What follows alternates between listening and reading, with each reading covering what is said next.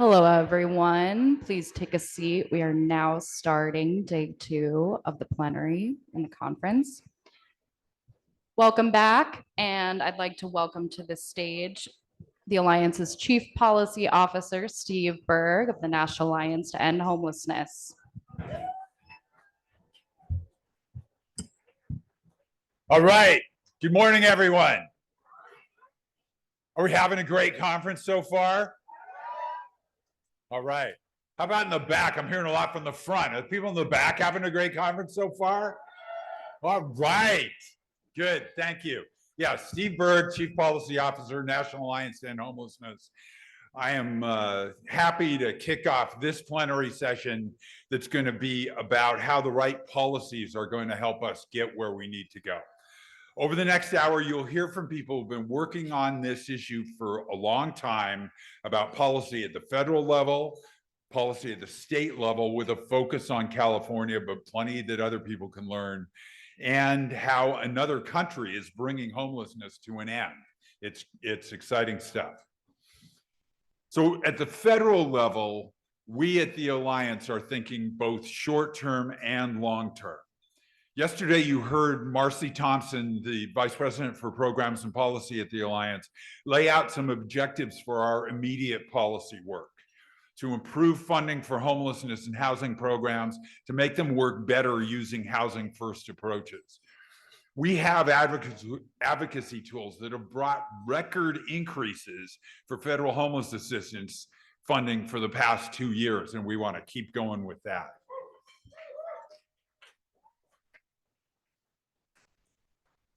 We also have to deal with the Supreme Court case, Grants Pass versus Gloria Johnson. You can boo if you want to. Yeah. That'll decide this summer whether criminalization of homelessness is constitutional. Whatever the result of that is, we'll need policies to reduce criminalization and get people off the streets and into their own homes, not into jails.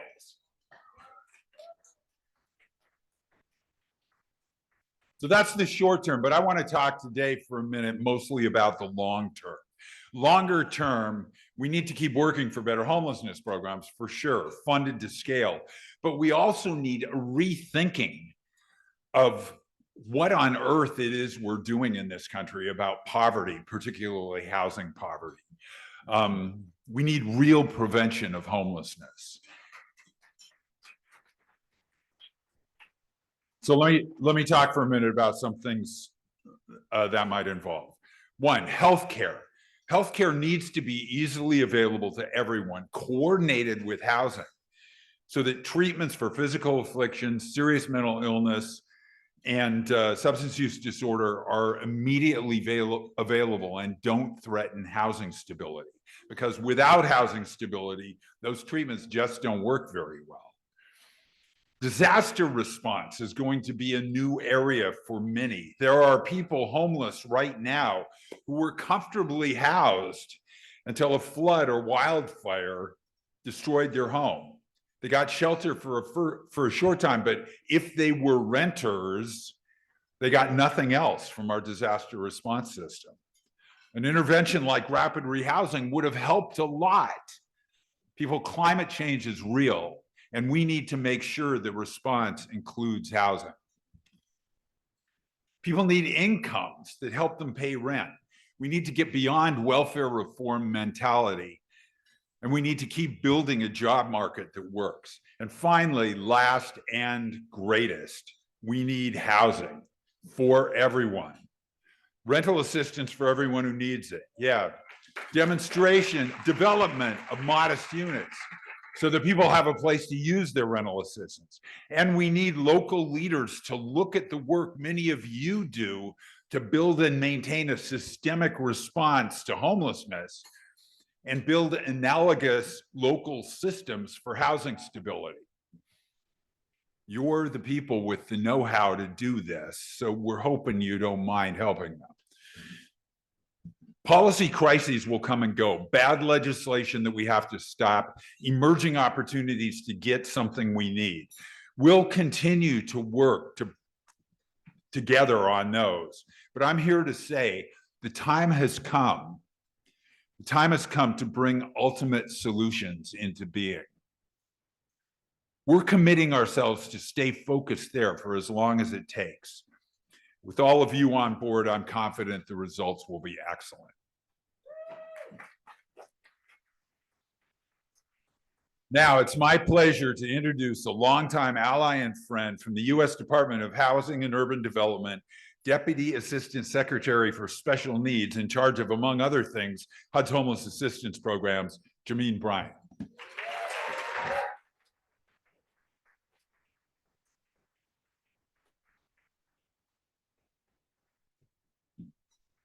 Thank you, Steve. Hello, everyone. I'm pleased to be here with you. Thank you, Anne and the team at NAEH for another powerful conference and for giving me a few minutes on the stage today. I would like to use this time to give you some updates and highlight just a few exciting opportunities that are coming. When I presented at this conference last year, HUD was about to announce a second allocation of awards under the Special Notice of Funding Opportunity, SNOFO, to address unsheltered and rural homelessness. And we did that a few weeks later. In total, for both rounds, we awarded $486 million to 62 communities in 35 states. HUD also made approximately 3,300 stability vouchers available to public housing authorities who partnered with the grantee communities. Although they are in the early stages, grantees have been hard at work to implement their comprehensive plans, grounded in housing first principles and in partnership with people with lived experience and expertise of homelessness, healthcare partners, housing partners, state and local government entities, and many others who support this great effort. HUD is also funding a comprehensive technical assistance strategy to support the grantees. Thus far, we've assigned TA providers, and they are actively working directly with communities. We have provided various trainings and commenced product development that is and will be available to all on the HUD Exchange. I want to acknowledge the challenges some communities are facing and emphasize our commitment to the efforts to work with partners to solve issues around lack of affordable housing, tensions in prioritization within coordinated entry, detrimental local level policies, and ongoing system inequities. While this is a lot of money dedicated to unsheltered and rural homelessness, we know it is not enough. But it has opened up a great opportunity to make an impact. Thank you for the progress thus far and that to come. Let me now pivot to a few other exciting recent highlights and upcoming opportunities. In January, a month and a half ago, we announced $3.1 billion in awards through the FY 2023 Continuum of Care program. This is our largest federal investment in ending homelessness to date. But that NOFO also focused on the needs for building capacity and resources for the COCs. With those awards, we were able to increase funding for COC planning grants for the first time. We increased the caps. Yep. And overall, there was a 67% increase in funding to COCs to execute their planning activities. This especially will help smaller COCs. We also funded additional activities for projects in rural areas. These are activities to help address the unique challenges faced when serving people experiencing homelessness in rural areas, especially in the area of capacity building. I want to highlight also the work that we've been doing with people with lived experience and expertise technical assistance team. They have been change makers when it comes to how we intentionally embed lived experience and expertise in our work at HUD. The teams were at the table with the planning and development of our annual homelessness assessment report, AHAR, and to update HMIS data standards. They authored portions of the AHAR that made it more user-friendly and allowed our partners and the public to better understand the information in the reports.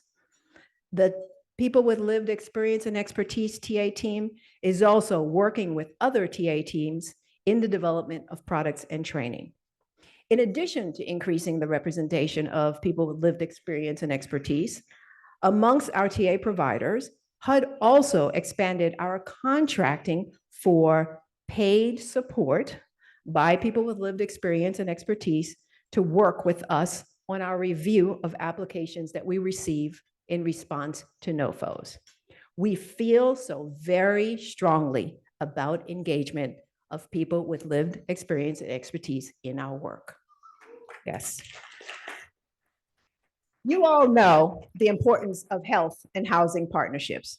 Just last month, we were proud to have announced states selected to participate in a joint HUD and HHS initiative that will provide technical assistance and support to states to accelerate the development and implementation of Medicaid-covered housing-related supports and services for people at risk of or who are experiencing homelessness.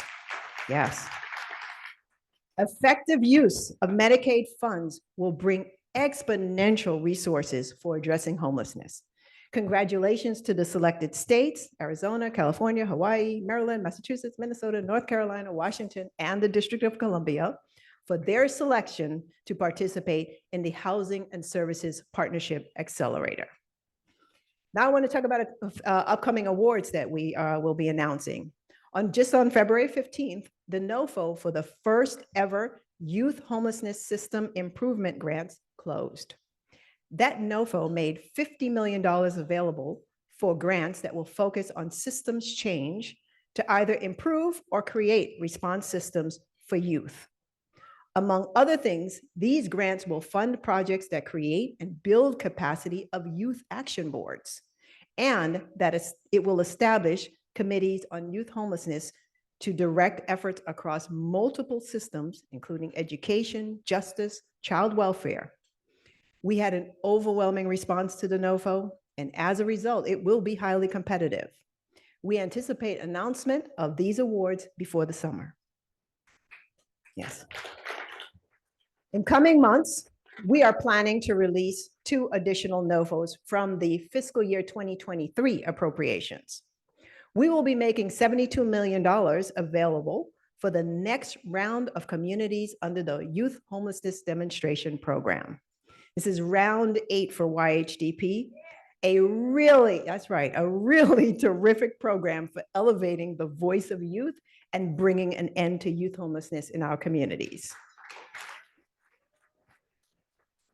And also, in coming months, and for the first time, we will be issuing a NOFO making $75 million available for the new construction, acquisition, or rehabilitation of new permanent supportive housing units. Yes. Up to 30 million of that 75 million is going to be set aside for states with a population of less than 2.5 million people. With leveraging this supportive service housing NOFO is a good opportunity to further expand the PSH housing stock. I cannot begin to tell you how relieved I am that I can stand before you today with a pretty confident sense of what will be in our fiscal year 2024 appropriations bill. All 4 corners have agreed, the bill is posted, and final vote is imminent. For this budget, we worked hard to continue to address the needs for administration of the program that we were hearing from you. So, most importantly, did you hear? We're moving to a 2-year cycle for the COC competition. Woo! That is a relief for us too. And we also got the authority and $25 million to make increases to enable projects to make cost of living adjustments to the supportive services budget. Yes. This hopefully will help address some of the staffing capacity issues by enabling improved competitive wages, and that will help with the hiring and retention of qualified staff. Just a few more highlights from the 2024 budget. It is a total of $4.05 billion, and it includes $290 million for our ESG program, Another 52 million for new projects to serve survivors of domestic violence, dating violence, sexual assault, or stalking. $107 million for another round of YHDP and youth homelessness system improvement grants, and another $100 million to fund new construction, acquisition, or rehabilitation of new PSH units. That's 25 million more than we got in 23. Please keep your eye out for the FY24 COC NOFO. We hope to release that in a few months. And yes, we will always work to give you adequate time to respond to the NOFO. I know. I know it's a lot of work to take advantage of these funding opportunities, but the system needs this money. People at risk of or who are experiencing homelessness need these funds. I promise you that we are doing our best to consolidate, streamline, and space out these funding opportunities to make it more manageable. But I think you will agree that these funds are critically needed. In closing, please allow me to thank my wonderful staff in the Office of Special Needs Assistance Program, and it's the Director of SNAPS, Mr. Norm Suchar. So I know they won't stand up, but they're amongst you. I have said a lot up here today, but the most important thing I have to say is simply thank you. Every day, you all show up and work tirelessly to make the lives of others better. At HUD, you inform our work, our focus, and drive to push on. I thank you for your dedication, your grit, and your partnership. This work is really hard, but my friends, homelessness is solvable. Please, let's do this. Enjoy the rest of the conference. Thank you.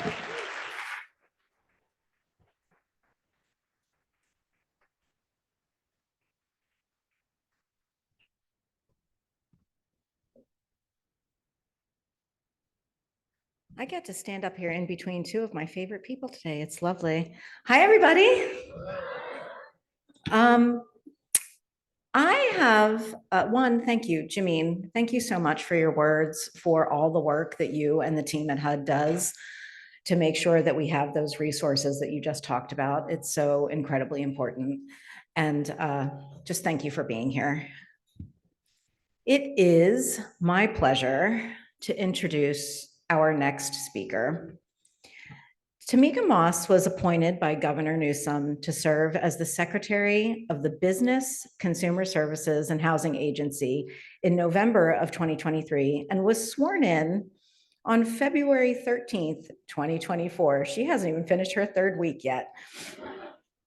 As secretary, Tomiquia leads and oversees 12 entities, including 40 boards and bureaus, collectively responsible for the preservation and expansion of safe, affordable housing, efforts to prevent and end homelessness, protect consumers, and safeguard Californians' civil rights. But when I think of Tomiquia, the word that comes to mind is vision.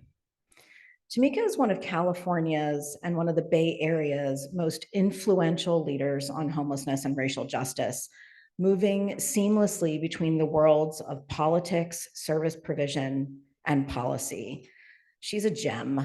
She's just a gem. Here in San Francisco, she worked in Mayor Ed Lee's office, where she delivered on a massive affordable housing and economic revitalization initiative for this city.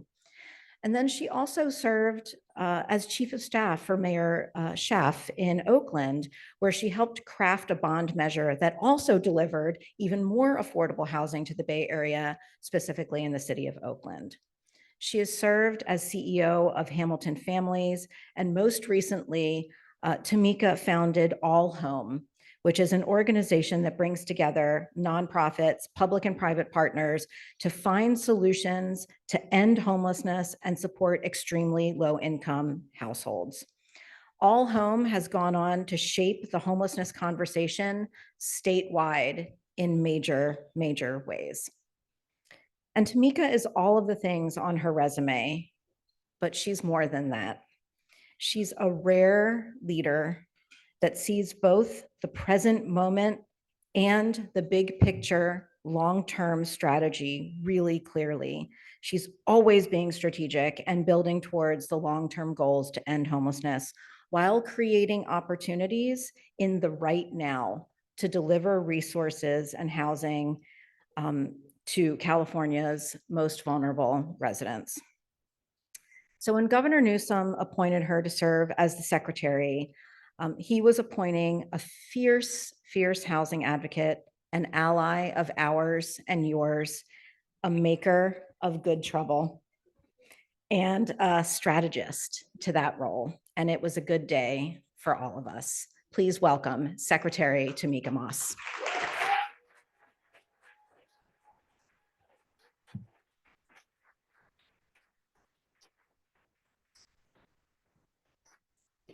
Well, good morning. Who was she talking about? And thank you so much for your kind introduction. Thank you to the Alliance for this invitation. Thank you to all of you for showing up in the Bay. Welcome. I know it's been day 2. I am an Oakland resident. Hey, Oakland in the house. But San Francisco is my cousin. And the Bay Area is the rest of my family. And now I get to represent the state of California in my new role. So I'm really excited to be with you today. So as you heard in Ann's introduction, I've served in a lot of different roles. I know I look young, but I've been around a long time. And I know many of you have as well. And when I think about this work, from a service provider, from a funder, from an advocate, from a social justice leader, I think about it because it's critical that we continue to engage in this work on behalf of the people who need us the most. And every time I come to this conference, I feel like I'm at a family reunion. And this conference is no exception to that. Sans my grandmother's fried chicken and my auntie's potato salad. But this is going to be an interactive speech this morning because I don't need to talk to you directly about the things you already know. You already know that homelessness and housing insecurity is a crisis around this nation. I don't need to tell you that. But I know that many of you get asked a lot, what do we do to solve homelessness? How many people, raise your hand if you get asked that question? Okay, if you look around, it's everybody. And so what I want to talk about is what I tell people when they ask me that question. And since I have the mic, I'm going to share my thoughts with you.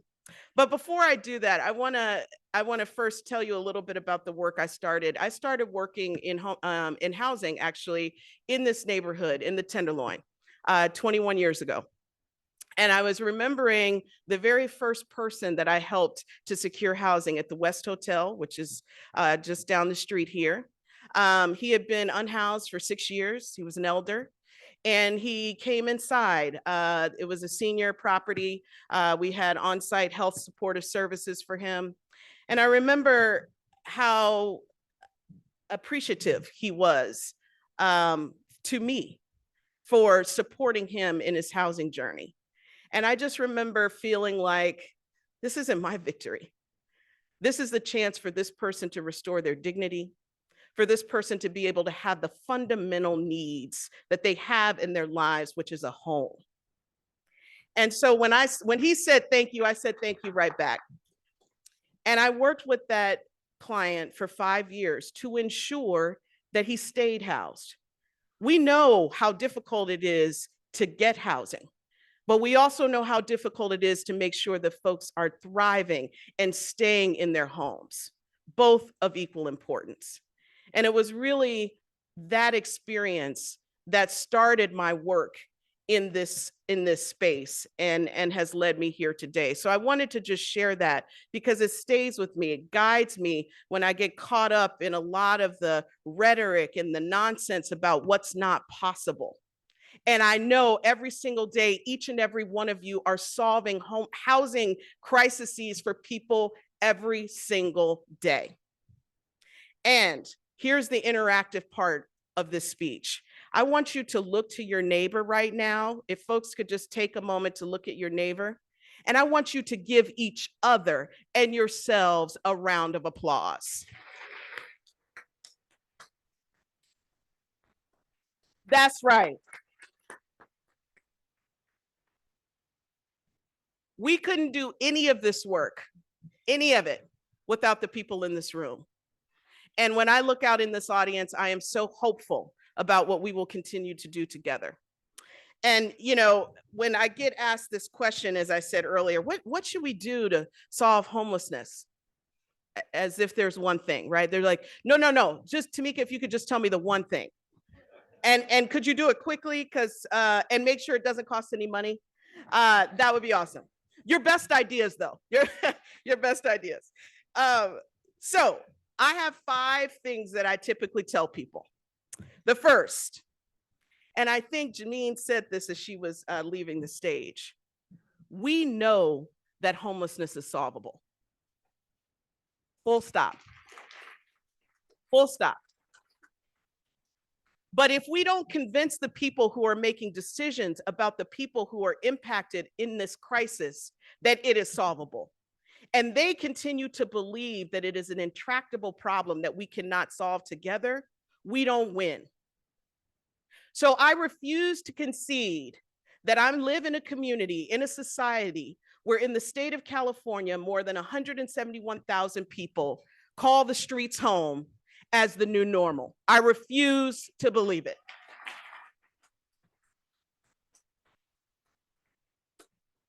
So we have to convince everyone that it is solvable and that we have the solutions, the data, the evidence to say so. You know, people love to put their opinion on homelessness.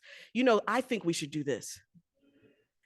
And sometimes, all right, maybe it's not a bad idea, but there are actually people who know what to do. So let's just talk to them, right? There are people who are experiencing this crisis, our brothers and sisters who have lived expertise. Let's just listen to them. We don't need to come up with new ideas. Let's just support the ones that we know work.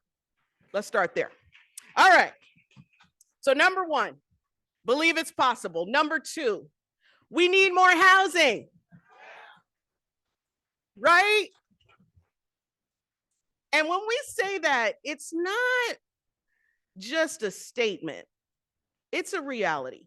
We know that in the state of California, we have underproduced deeply affordable housing for decades, a really, really long time. So we also know it's going to take us a really long time to build enough, secure enough, preserve enough housing for all the folks that need it. But we have to, right? Again, it's possible. So we have to provide housing for our elders. We have to provide housing for our young people. We have to provide housing for the families who are living in their cars and going to work every day. We have to provide housing for extremely low income households who are doing all the things that society tells them they're supposed to do and still cannot afford to live in their communities in California, right? And what's exciting is that this administration at the state level has put unprecedented resources into homelessness and housing, truly unprecedented numbers that we've never seen before. Prior administrations in the state of California did not prioritize homelessness and housing as a top priority. We know that this governor has, and we need to do more. Even in the midst of a budget crisis, how do we be creative? How do we think we bring innovation to the table to ensure that we are providing housing for the people who need it the most? So, number 2, housing. Number 3, in the wise words of one of my brilliant friends, Amanda, and many others, housing justice is racial justice. Okay?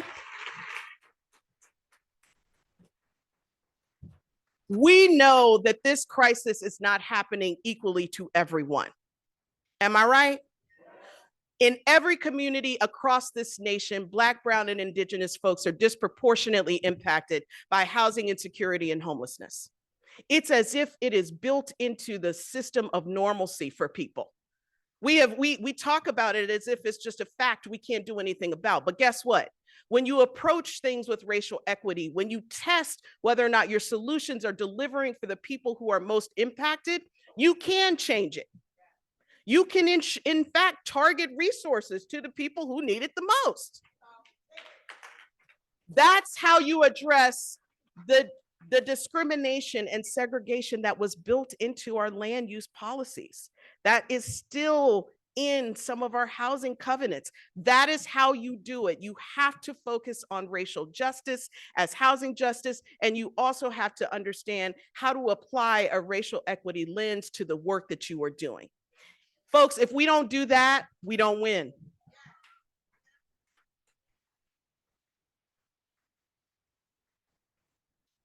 All right, number 4, concurrent investments.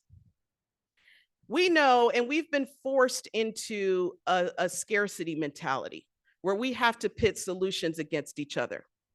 But over these last 25 years, the realization that I had is that we need it all. We need to first prevent homelessness from happening in the first place. We have not been able to generate enough resources for prevention. Therefore, in the Bay Area, for every 1 person we house, 3 folks become homeless during the same period of time. We will never win. We will never provide the security and safety and stability for the folks who need it if that is what is happening today. So we must focus on prevention, while at the same time, in the Bay Area alone, we have more than 35,000 of our brothers and sisters outside every single day. We cannot use the sidewalks as housing. We have to have interim solutions that bring our neighbors indoors quickly. We know that that's not the stopping point, but we have to invest in interim housing if we're going to make sure that our brothers and sisters are not dying out there on the streets. Permanent housing. We know that every single person needs a home. You can't do much without a house, right? You can't think clearly. You can't have the confidence that you are a full human being without having the foundation of a home. So unless we are providing permanent housing exits, permanent homes for people who need them, we will not win. But the trick, y'all, is we got to do all those things at the same time. That's the breakthrough. Concurrent investments based on what the population in your community needs. And we have tools, All Home developed some tools that we can share. That they can share. That helps to assess what that ratio looks like. Because we aren't saying overshoot in any of those areas. We're saying meet people where they are. If we have a systems response that actually meets people where they are, then they don't have to degrade on the streets for 5 years until we have a permanent home for them, right?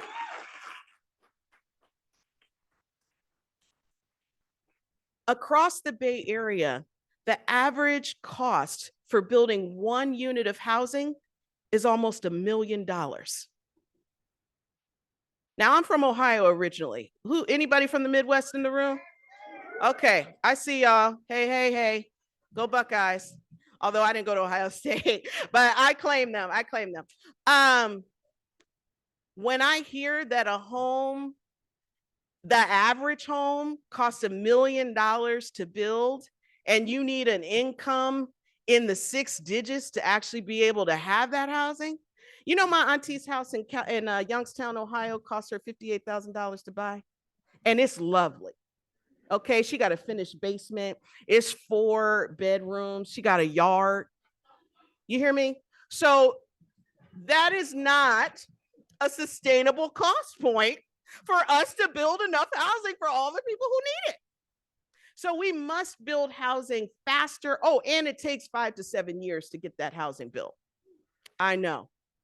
And we know that that is unacceptable. The governor knows that that is unacceptable, which is why the legislature and the administration has put forward tons of streamlining bills to help communities build that housing faster and cheaper.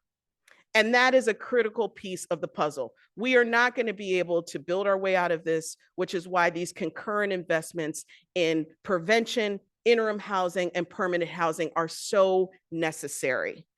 So I recognize that it is a difficult conversation to have when resources are scarce. And that is a real thing.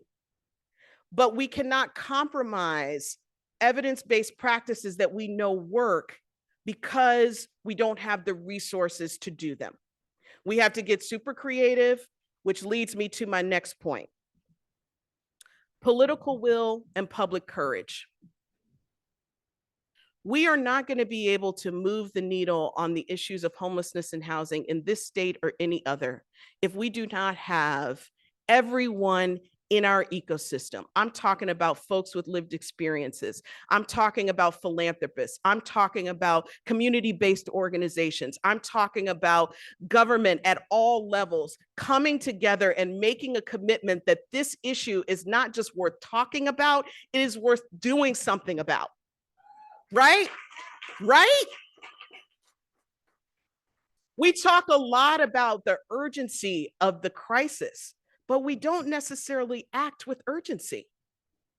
And so we have to be able to leverage all of the power and passion and momentum in this room to help not only our policymakers and decision makers say yes to housing, but guess who else? Our community members. Okay? You can't say no to housing. Not when you in the same breath say, why do we have a homelessness problem? Because I hear those conversations, it's just saying, you know, they not even a break in the conversation. You be like, girl, I can't believe, can you believe this problem is so bad? No, but I don't want that housing next to me, child, because my property values and all the other things that people talk about, right?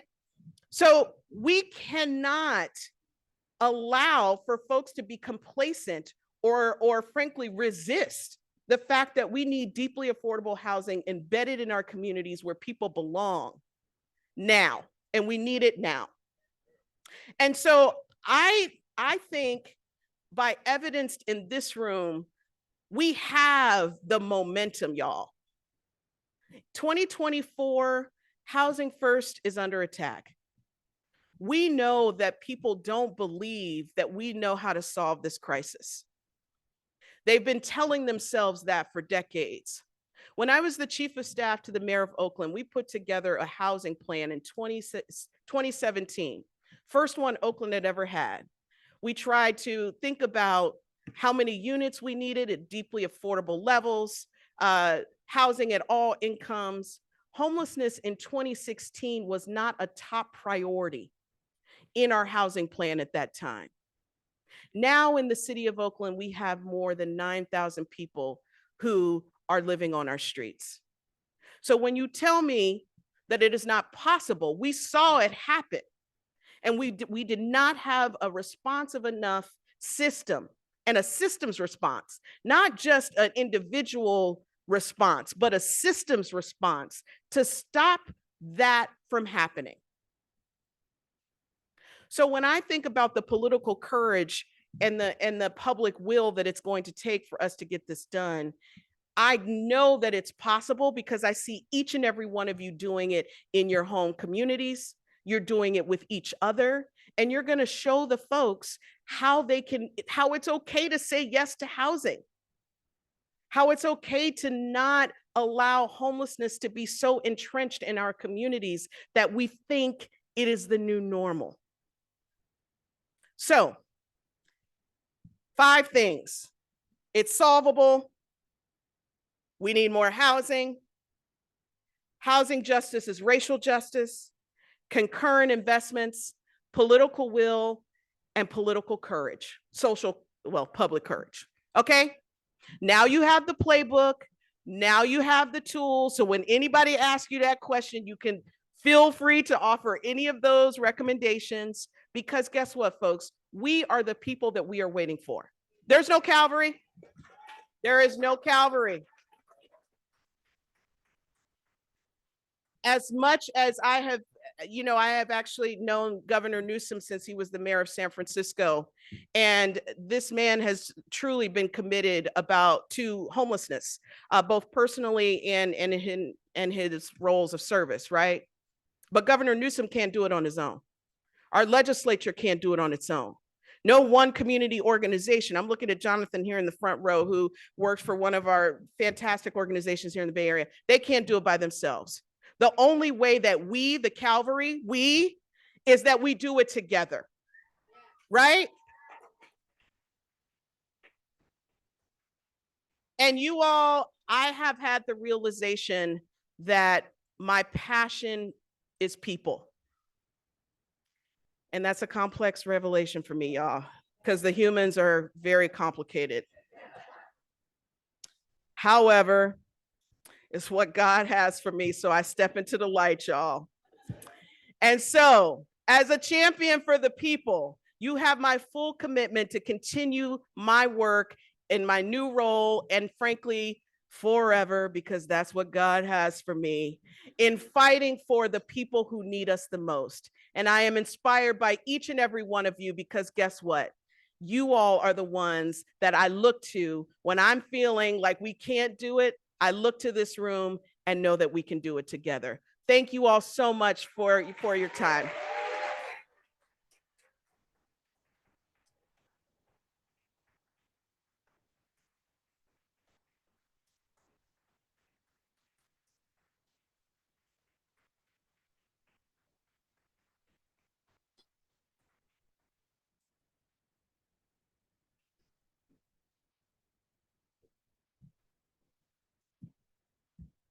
Good afternoon. Thank you, Tomiquia, for those words. I can say for sure, if this room was not energized or inspired before those remarks, I am certain that they are now. So thank you so much. My name is Tom Murphy. I'm the Director of Communications for the National Alliance to End Homelessness. And before we get started, I do want to very quickly take a moment to recognize the work of the Alliance's communications team, which includes Lindsay Houston, Kevin Anderson, and Libby Miller.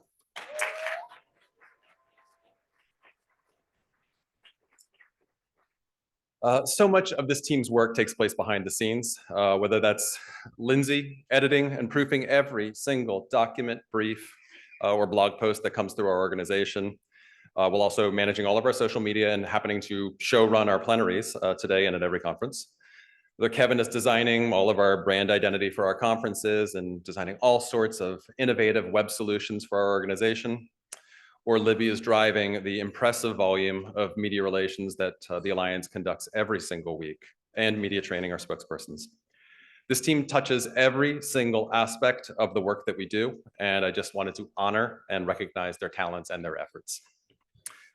I am so excited to bring our next speakers to the stage, because they will be addressing one of the greatest challenges that the homeless sector faces today. In 2023, frustrated by the rampant misinformation, misunderstanding, and outright attacks on Housing First, Mark Horvath, CEO of Invisible People, went to Europe to document one of the most successful test cases for reducing and ending homelessness in Helsinki, Finland. The resulting film, entitled "Finland Solved Homelessness, Here's How," spoiler, it's more than Housing First, and that is not an editorial comment, that is part of the title of the film, was an instant success, earning more than 1.7 million views on YouTube over the past 3.5 months. In a moment, we'll be bringing Mark to the stage. He'll be joined by Juha, Kahlia, Head of International Affairs at Y Foundation, the largest Finnish NGO dedicated to providing housing for homeless individuals and social housing, boasting a housing inventory of more than 19,000 units. They will be joined in a discussion by the Alliance's own Josh Johnson, Senior Technical Assistant Specialist. As they take the stage now, I am pleased to introduce a short clip of this outstanding documentary. There's one country that has redefined how nations can tackle homelessness. Finland is one of the only countries in the world to significantly decrease homelessness. Invisible People traveled to Helsinki to investigate. I was walking areas in the city. If it was America, you would have seen countless homeless people. With the leaders who made it happen. The worse the situation is, the more important it is that you at least start a change. Citizens living in Housing First units. Is your life better now in housing? I don't wanna lie, it's not. And everything is better when I live here. And the staff that supports them. A person needs a home, so the other stuff can happen. You can never get so low that we will not be beside you. Housing First comes from the USA. We changed the systems completely. We went all in with the Housing First. And at the same time, this kind of camps disappeared. In America, people don't want to give housing to homeless. What would you say to them? She would say that it saved her life and it will save others' lives too. And so that's why Housing First is so great, because otherwise she might be dead. 1990s, we still have 20,000 homeless people. And of course, at some point, there was a real struggle that there were many people sleeping on the streets. And you know, because the winters are really harsh here in Finland, they would also die on the streets. So I think that was a really the wake-up call that we need to do something and change the policies quite slowly. And then we get the rapid phase when we start the Housing First 2008. That's when they went all in on Housing First. They renovated almost all of the shelters in the Housing First buildings to give homeless people their own individual apartments. They also built more affordable housing across the country, and it seems to have paid off. Market economy do not work perfectly. We need also to regulate part of the markets. We have built affordable housing where both the federal state and the city subsidizes this construction. In 1985, in the city of Helsinki, there was around 2,000 shelter beds, and now the number is 200. There is still no rooms that you share with 2 or 3 different people. And so if the solution for you is scattered housing or Housing First unit, you are not waiting in a shelter or on the streets. Then the time that you need to wait that apartment and support become available, you will have access to temporary accommodation, which means that you have a room of your own and then you share the kitchen and bathroom with someone else. In 5 years, we both created the program and halved the long-term homelessness in Finland. How has her life changed in housing? No, mä oon lopettanut kaman käytön. She doesn't use drugs anymore, and that's quite big. Miten se sanotaan, normaali elämä. Normal life, which is what she wanted. It's been a great relief. It's been so long since I had a place to go home. Is your life better now in housing? I should stop doing drugs and get back to work.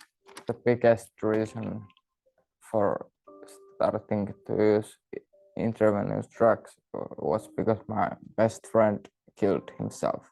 If you have been getting these problems for 10 years, how can they be solved in 1 week or 2 weeks? We have to be patient. It takes a long time to learn to trust that, okay, this is really my home and it is permanent. I don't have to move out soon. The problems of Housing First do not overshadow its impact. This young man is no longer homeless, is going into treatment. It is the interest of everyone that we are able to reduce the homelessness. All around the world, you see homelessness people in the streets. In Finland, in Helsinki, you see less because of the Housing First. This is a safer and more pleasant city, and it's also a better city for visitors, for tourists, and also a better city for example, foreign direct investments, and that in the long run, you even save taxpayers' money. Putting Housing First, and that can be scaled, that can be copied anywhere in the world. This week, we've been able to see how Housing First implemented at scale can solve homelessness. We know how to end homelessness. We've known for a long time, but the question remains, will Americans do what we need to do to fix the affordable housing crisis and to start providing homeless people with the housing and the support services they need?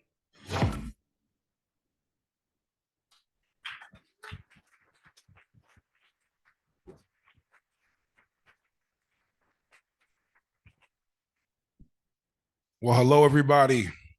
I know we are the last conversation prior to lunch. But this is a vital conversation. I'm so excited to be up here with Juha and Mike and Mark. I'm sorry, as I'm hungry as well.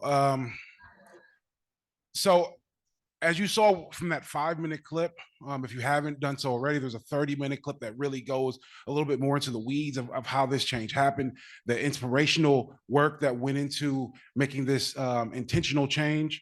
And so I have the privilege of asking our panelists some questions just regarding, one, making the documentary, what went into making the change and ensuring the lasting impact. Two, the intentionality around centering housing first in all interventions provided, and then also the increase of affordable housing for all folks in the community. So I'm going to start with Mark, asking you, with Invisible People doing a phenomenal job of changing the narrative and giving an authentic voice for folks, what led to you going to Finland to share this story? So for almost 10 years, we didn't even have enough funding to hire one person. So I developed ways of being scrappy. And one of them is to run all purchases through a double miles card. Then COVID hit and I didn't travel. So I had $12,000 worth of miles. And I thought, where am I going to go? I wanted to use it where it's going to have the most impact. And the foundation of our work is everybody's equal, but we need to make the truth louder. And so many times I heard people say, well, yeah, that's great for Finland. Finland's always being, risen up as a solution, but we can't do it here. We can't do it here. And I went, well, you know what? I got this travel money. So I started a GoFundMe, raised about $8,000, and then a couple generous donors got us to where we had production costs, and we went over and connected with Juha. Phenomenal. Now, in watching the documentary, there was an authenticity to it, right? And you didn't just show all the positive that you could have showed. What went into that? What made you want to share the real story of what's happening? So that is Invisible People. I really believe, and the evidence is we reach about 250 million people a year. So I think it's working. Is to be authentic storytellers. And we need to tell the good, the bad, and the ugly. And I understand why nonprofits are always just sharing the good. A lot of it is based on fundraising. And it's scary to pull back the curtain.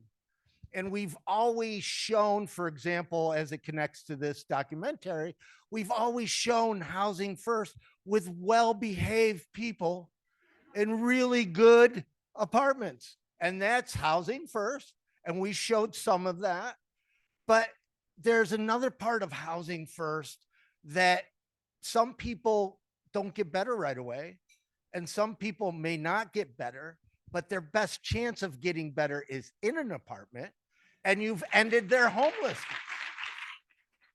And I want to say, from a storytelling strategy, that you build trust. When you're always saying, success story, success story, success story, people detach. If you're always going crisis, crisis, crisis, people detach. But if you share the good and the bad and the ugly, people start trusting you. And we have a trust deficit. One of the reasons that criminalization is growing in this country is people stop trusting us that we're able to solve homelessness. We say we're solving homelessness. We often say we ended homelessness, and people see encampments grow. We need to connect to people on an authentic level and share that, we're doing better than we ever have, but there's more people entering into homelessness, and we need your help.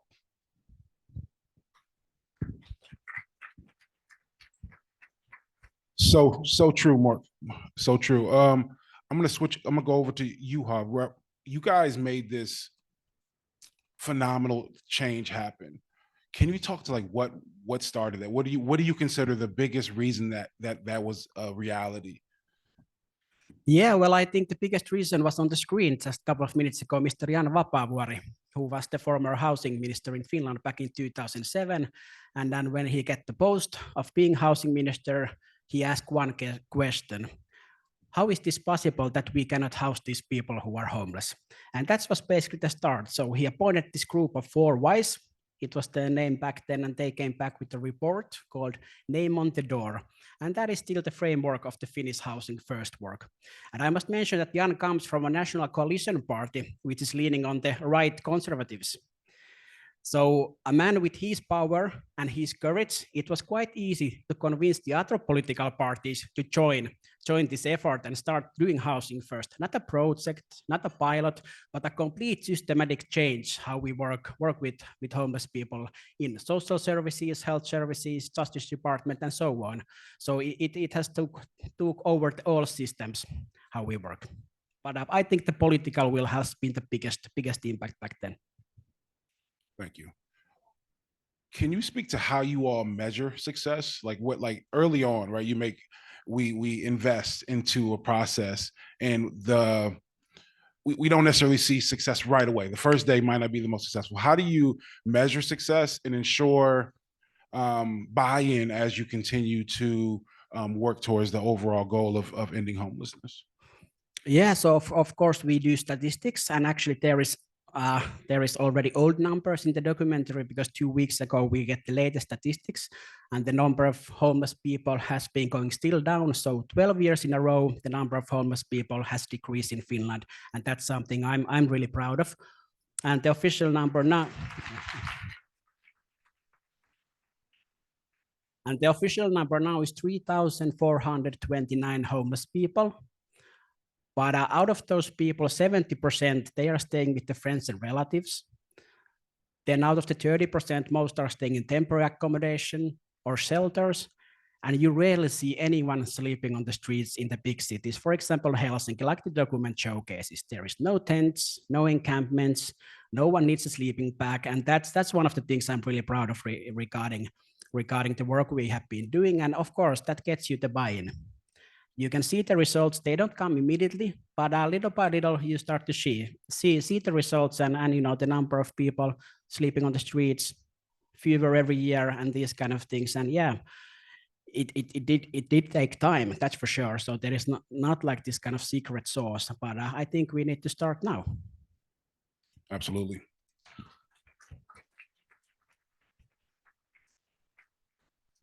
So I heard some laughing when you watched the documentary, and I had the same kind of chuckle when one of my favorite quotes was, well, housing first came from America, right? Like it was this, like we got it from you, right?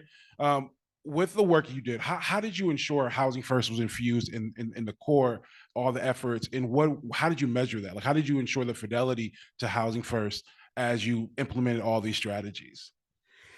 Yeah, well, it's kind of funny because in Finland, we don't talk about fidelity that much. We talk about the Finnish housing first, and then we think that when people get a home and the support as long as they need, the other elements of the fidelity will follow. And then when we started, we renovate almost all the shelters and temporary accommodations into these housing first units where people have permanent rental agreements, they have home of their own, they get the support on site if and when needed. So it was a drastic change.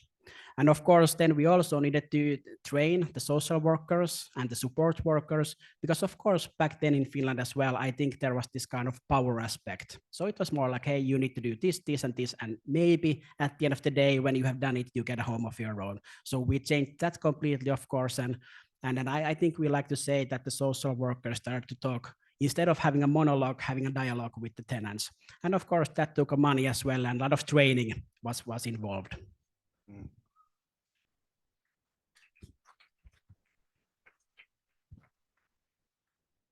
So, Mark, you've seen how Housing First has been implemented in the United States, and you've seen how it was implemented in Finland.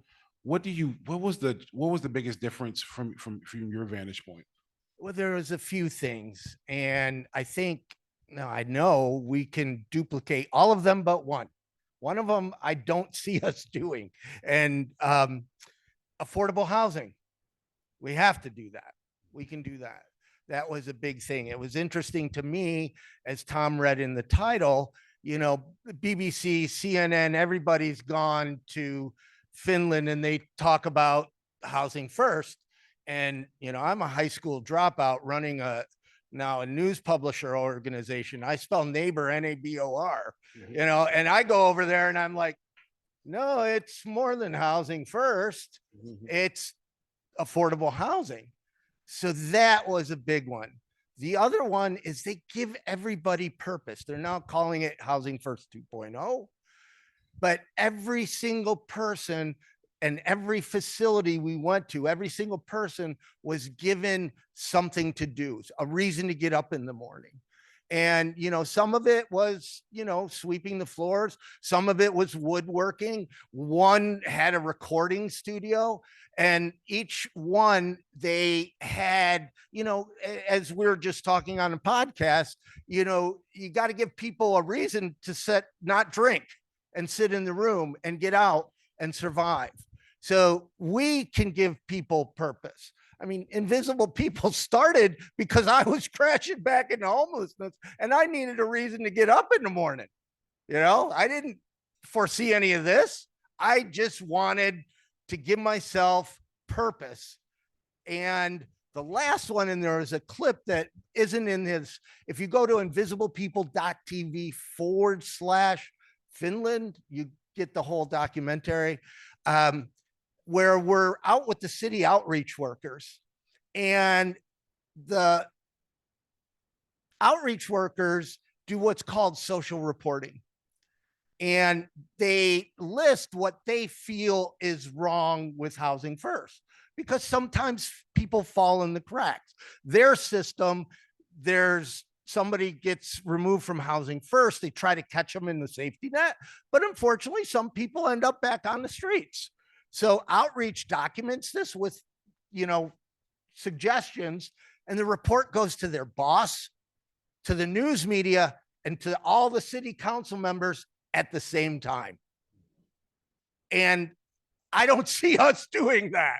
I mean, I wish we would, but it's that level of transparency and a culture of wanting to improve Housing First. The biggest thing that I think is they prioritize the person over placement. And I understand how it's happened here. There's political pressure, got to get the housing numbers up. They really prioritize the person far more than the placement. And we could do that. Juha, can you speak a little bit to the transformation of shelter that was mentioned in the documentary? Yes, in the documentary, I think in that clip, there was also the numbers that back in the 80s, we had 2,000 shelter beds in Helsinki, and now the number is 200.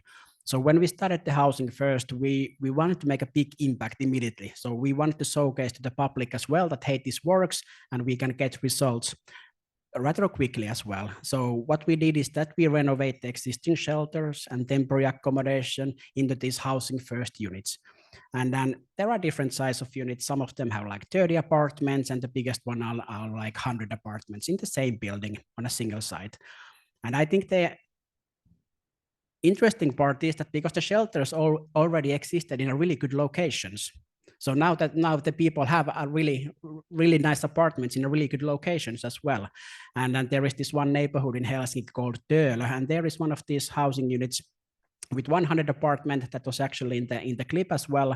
And then it's one of the most expensive living areas in Helsinki. And of course, there was a bit of a conflict when they opened that one. But I think when they had the first neighborhood meeting, they explained it quite well that, you know, this will actually make this neighborhood more safe, because where would these people be if they didn't have home of their own? They would be on the streets. So I think that clicked with the neighborhood as well, and they realized, okay, I see where you are going, and this can be a good thing for us as well.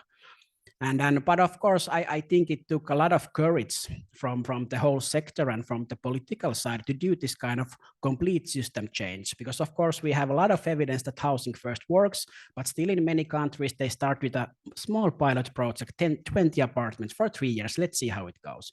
But we went all in because our politicians and we who work at the field, we knew that, the worst thing that can actually happen, that, hey, this doesn't work for us, and we can always go back to the old system. But of course, it takes a lot of courage and a vision to make that transition happening. And a part of you all going all in was as Mark mentioned, a serious investment in affordable housing. And in the documentary, they talked about it wasn't an affordability, it wasn't investing in affordable housing for folks experiencing homelessness. It was investing in affordable housing for all folks in the community. Can you speak to like the investment in affordable housing and how important that messaging is for maybe creating more buy-in? Yeah, well, affordable housing is vital, and we have long roots building affordable housing, and the roots go back to the after Second World War. We lost a lot of land to Russia, and then we needed to house 400,000 people who were left on the wrong side of the border. So we started building affordable housing, and we have been doing it since then. And then on the contrary, like many countries, whenever there's a financial crisis or a recession going on, many countries, they decide to stop building affordable housing, and they rely on that the private market will take care of the affordable market as well.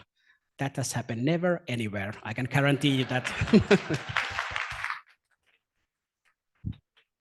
But in Finland, we're lucky in that sense that we've always had such a great-minded politicians that they have known that whenever a recession or a financial crisis comes, we need to start build more affordable housing because the need will grow. And that's what we did in the early 1990s, where we had a big national recession in Finland. And that's what we did also in 2008, where there was a global financial crisis. And we started with the housing first as well. So we started to build more affordable housing. And like you said, affordable housing in Finland, it's not meant only for homeless people or those on the edge of becoming homeless, but it's meant for low-income people working the service industry, single parents, people exiting from jail, and these kind of things. And then I think one of the greatest things regarding affordable housing in Finland, and especially in the city of Helsinki, is that whenever there's a new living area coming up, it doesn't matter if it's in the city center, waterfront, whenever. The goal is to have at least 25% of the affordable housing, so we can avoid segregation and we can have a good social integration. People with different backgrounds, different income levels, sharing the same services, same playgrounds, and of course, people experiencing homelessness can also have apartments in this building. So that's a really great thing.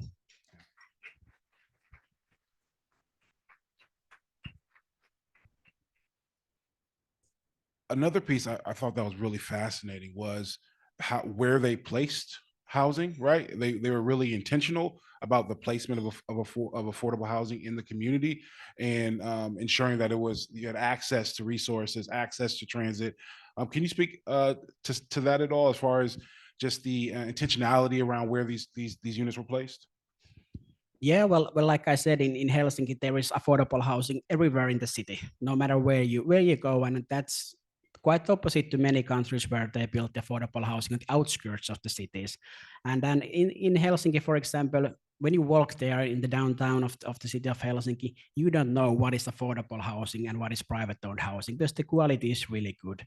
And then same thing with the housing first units. It's basically affordable housing as well, and the locations are really good. So they are in the city centers, near the services, near public transportation, because at the end of the day, people need apartment there where the services are as well. And that has been really in the core of the work as well to ensure that that happens as well.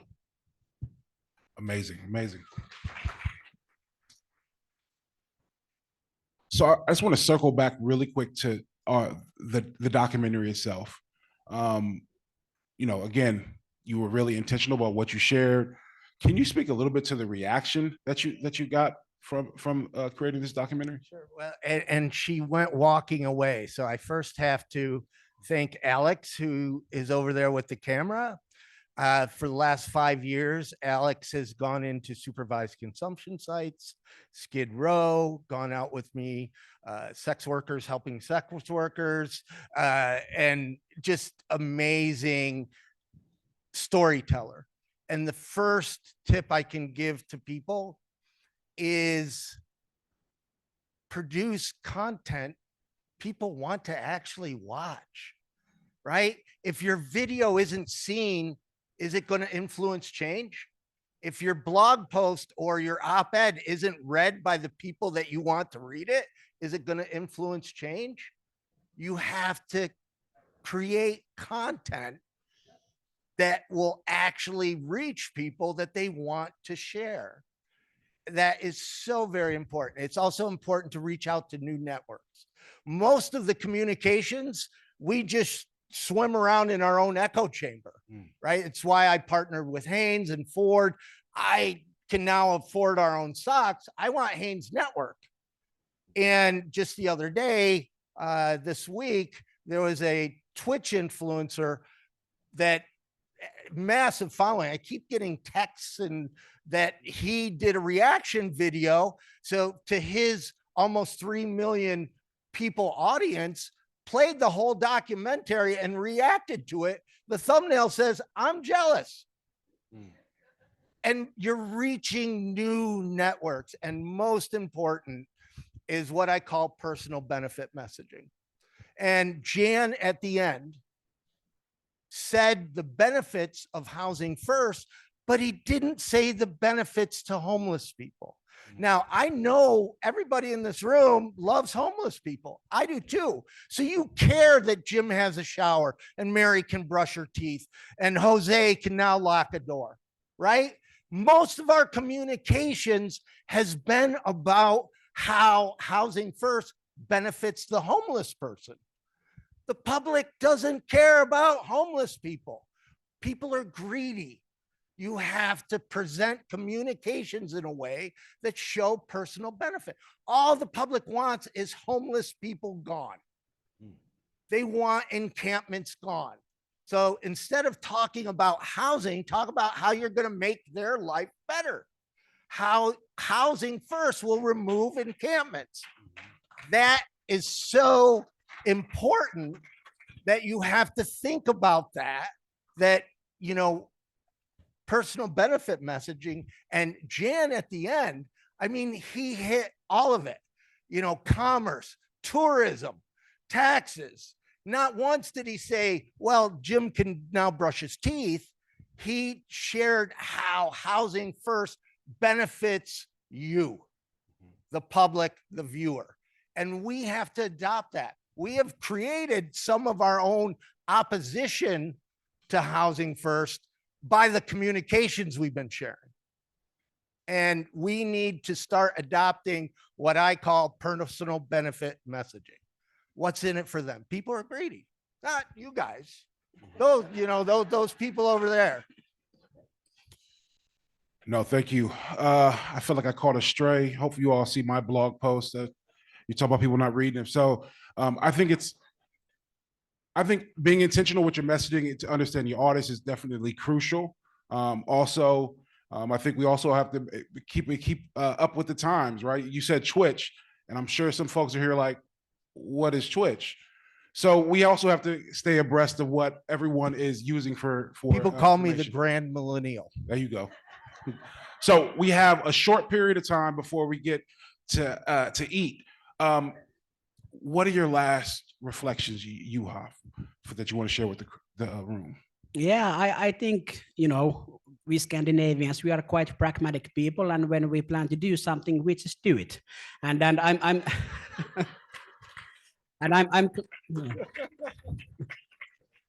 but I'm quite glad that, you know, yesterday Anne talked about the action, and today I can't remember the name of that brilliant speaker, but she talked about action. I think that's what we need, because we have the discussions, we have the visions, we have the strategies, and now we have to back up those words with action, because that's the only thing that will actually end homelessness in the future and ensure that housing will not be privilege for the few, but a human right for all.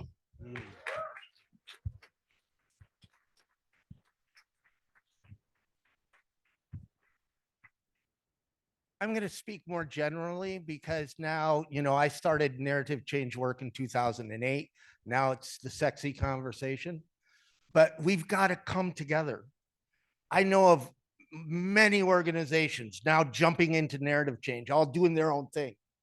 We've got to come together and unify on what that messaging is to whatever audience it is. I often use Diane Yentl from the National Low Income Housing. Her audience is other nonprofits, advocates, and politicians. My audience is the general public. We need to work together. There's different audiences, same messaging, and then you craft it differently. But each one of you is at an organization that you have an audience that you reach, and we all need to start. I mean, this Lone Ranger shit where everybody's doing their own messaging stuff, right? It's just gonna, it's urgent. I believe we're at a pinnacle moment. We are significantly losing support for housing. In 6 months, 5 years, we may never be able to recover. We have to be really serious, let go of the egos, and start working together.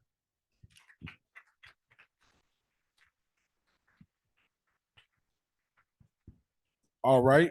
I think I'm going to pass it to Steve, who's going to close us out. Thank you all so much.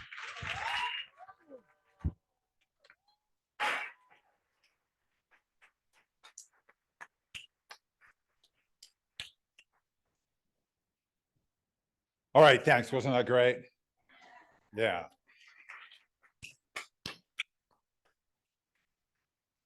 All right, one announcement.